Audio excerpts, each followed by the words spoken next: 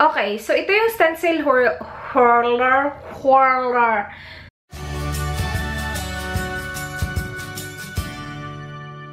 Hi guys, Razel here. Welcome back to my channel. Today, I will be doing a first impression review on the Benefits Bigger and Bolder Brows. This is one of their holiday collection. But before I start with the actual first impression review, I just want to say thank you to the sponsor of this video. It's US Go Buy. US Go Buy is a mail forwarding service. I actually did a video with them before explaining how US Go Buy works. It is basically a service that helps you ship items from the USA to your doorstep. So there's a lot of shops in the US that does not ship internationally, so you can use US Go Buy service. When you sign up, they will give you a US address. You will deliver your parcel to the US address provided by US Go Buy, and then US Go Buy will help you ship your item to your country. Again, I did a whole video explaining how it works and all that. I will leave the link below. And because Black Friday is coming really soon in the US, Black Friday in the US is like the biggest sale day because everything is on sale, pretty much. Not everything. It's one of the busiest shopping day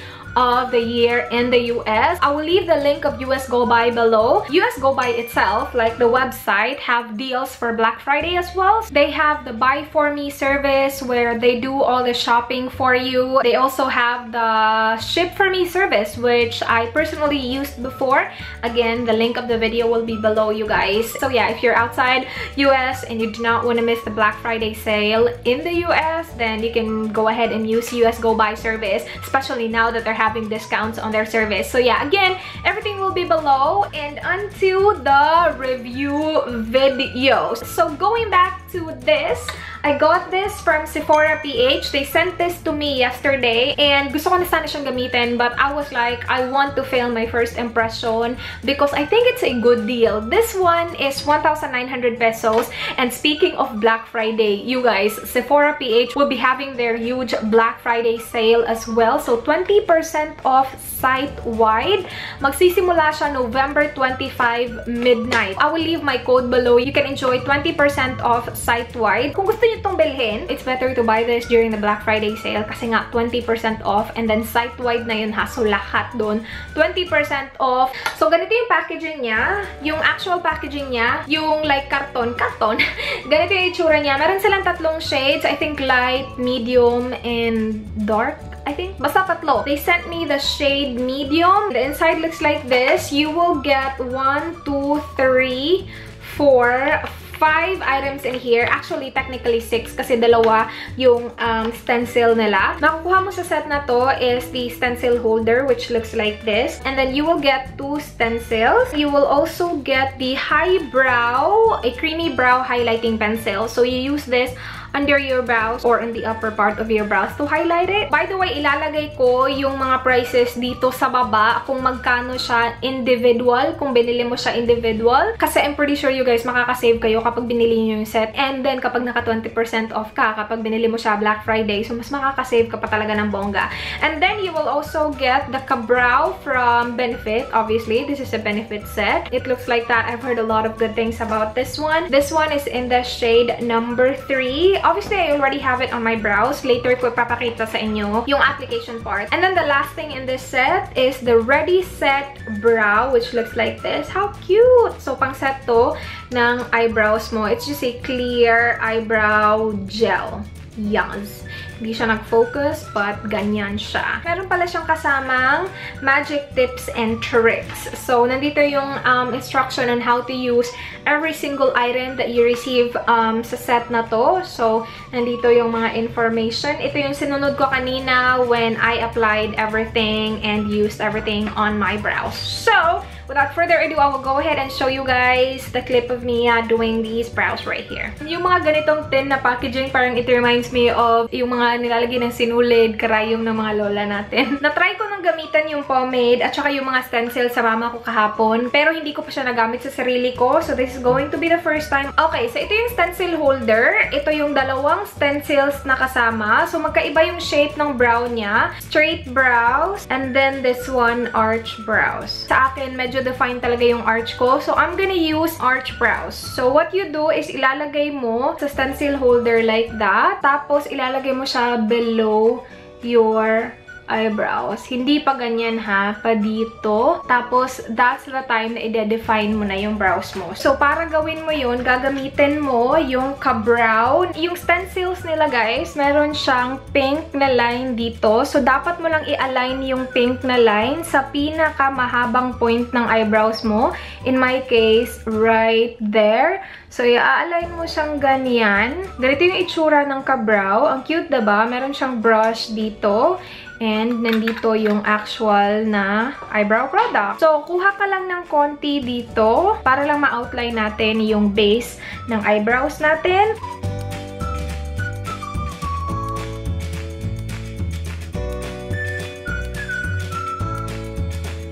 Meron na akong konting line. Hindi masyadong kita kasi yung shade ng eyebrow gel hindi ganun ka va-va-boom. So, to use the stencil on the other brow, i-flip mo lang siya and then pwede mo na siyang gamitin sa kabila. Yung pink, i-ano mo sa highest point ng brows mo and then i-line mo lang siya.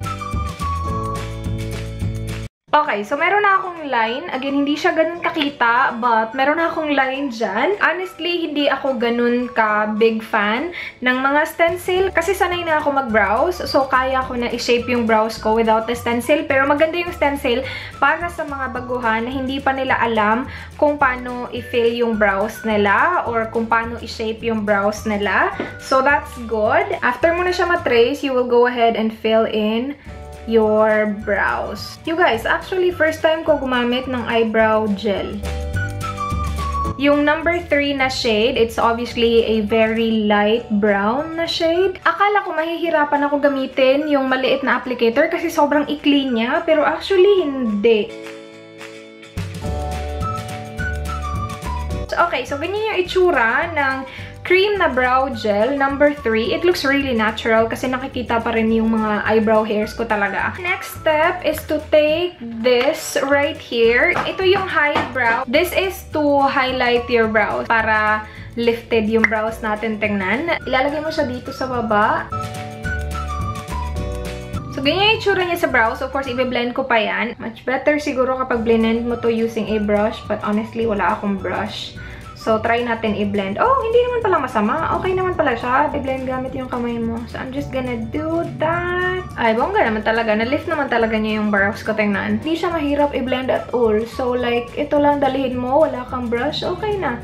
Nabe-blend naman siya gamit yung kamay. Walang problema. Ganyan na yung itsura niya. Depende na sa inyo kung gusto nyong lagyan yung upper part ng eyebrows. Para sa akin, hindi na kailangan kasi nga yung arch ng brows ko very defined na. Like, yeah. Yung last step is yung last na product sa kit, which is the Ready Set Brows. Look how cute, you guys. Ang cute, diba? Ooh, ganito yung wand niya. I'm not sure kung sample size to. Parang pa-flat yung wand niya. Okay, so isa-set mo yung brows mo gamit na to. Clear lang siya, you guys, kaya wala siyang shade. Yung isang side ng wand, maliliit yung bristles. Tapos yung isang side, parang mahahaba na medyo magkahiwalay. Ay, nice. Okay, so yan, naset ko na siya. Meron akong nabasa dito, meron siyang trick. Sabi dito, for extra precision and control, use the cap of ka-brow. So, itong cap ng ka-brow, and then i-connect mo lang yung ano. So, sa inyo na hindi talaga mahilig sa maliit na pang-apply ng brows, pwede mo siyang i-connect, tapos mahaba na siya, tapos meron pa siyang, yeah, makakontrol talaga siya maayos. Medyo heavy nga lang siya. Hindi like super heavy. Pero like, definitely mas heavy siya compared sa kung siya lang. Pero again, okay lang naman sa akin na ito lang. Okay, so ganyan na yung itsura ng brows ko. Parang mas dark dito compared dito. Why? Never talagang nagiging even yung brows ko, you guys. Like, meron talagang isa na mas maganda or isa mas... Anyway, parang feeling ko nag-set na yung eyebrow. Kasi kanina pag-apply ko sa kanya, medyo basa siya. Pero ngayon, nag-set na siya. Yeah, nag-set na nga talaga siya, you guys. By the way, itong product na to claims to set your brows for 24 hours. I obviously cannot test 24 hours. Alam ko na brows are life, pero like 24 hours I think is too much to have like eyebrow makeup on. 11:13 ng umaga. I'll get back to you guys later and see kung maglalast ba talaga to. Ngarag na ako. Anong oras na ba? Ay, nako. Yung phone ko naiwan ko sa kabila. Sobrang init ngayon, you guys. Nakikita nyo ba? Pinagpapawisan ako. Sobrang init. And yung eyebrows ko, it's still the same. Kahit sinet ko siya nung eyebrow gel, hindi siya like parang meron kang gel na nafe-feel, na nag-set na gel. You know what I mean? It doesn't feel like sobrang kapal ng brows ko kapag hinahawakan ko siya. Pero wala akong nakikitang changes, you guys. I feel like maglalast talaga siya ng matagal. I do have a cotton pad in here. And itatry ko siya na like, parang mag-run ako ng tubig and see kung matatanggal siya. Like, mag-run lang ako ng tubig. Like, now na here.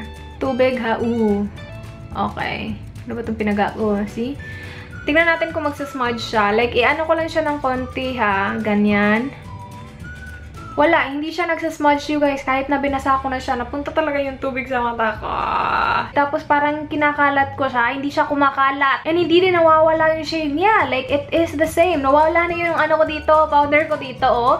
Pero yung eyebrows ko, in fairness. So, I can see this staying on your eyebrows kapag naliligo kayo sa pool. Or siguro kapag sobrang daming chlorine ng pool nyo. Like, mag-iiba siya ng konti. Pero kung tubig lang, I don't see this na parang mag-fade siya agad-agad. Pero yeah, okay na okay siya para sa akin. Basa talaga yung mukha ko. Perfect! Yung isang downside lang nakita ko, which is I don't think a downside, is yung shade. Para sa akin, mas magiging okay sa hair color ko now. Yung darker na shade, para sa akin lang naman. Like, I prefer this to be like more of a deeper brown shade kaysa sa ganito. Pero yung performance ng product, I actually really like it. So, para sa akin, asa na ba yung product na yun? So, para sa akin, kung nagsisimula pa lang kayo sa inyong brow game, ang gusto nyo na mag-last talaga yung brows nyo because brows are life, I suggest you give this a try. Lalo na again, ngayong Black Friday na mag-20% off to. Ano ba yung 20% off ng 1,900? Hindi ko alam. Ang boba-boba ko sa math. Pero ang dami mo na kasi makukuha para sa price na yun. And Benefit is not a bad brand at all. Like, sobrang ganda ng Benefit. Maganda pa yung packaging nila. Meron ka pang libreng tin na pwede mo paglagyan ng sinulid at karayom mo. Or kung ayaw mo, ibigay mo sa lola mo. Kasi natatanggal mo to eh. Itong red, natatanggal mo siya. So, magagamit mo talaga siya as box. Perfect din siya pang regalo. Kasi nandito na lahat. Yeah, that's it for this video. Ang init-init na. That's it for this video. Thank you so much guys for watching. Please like this video if you enjoyed watching or if you found the video helpful. Please subscribe if you haven't already. I hope to see you guys on my next one. Do not forget, be good. Bye! Okay, so ganyan yung itsura niya sa bows. Oops, malay.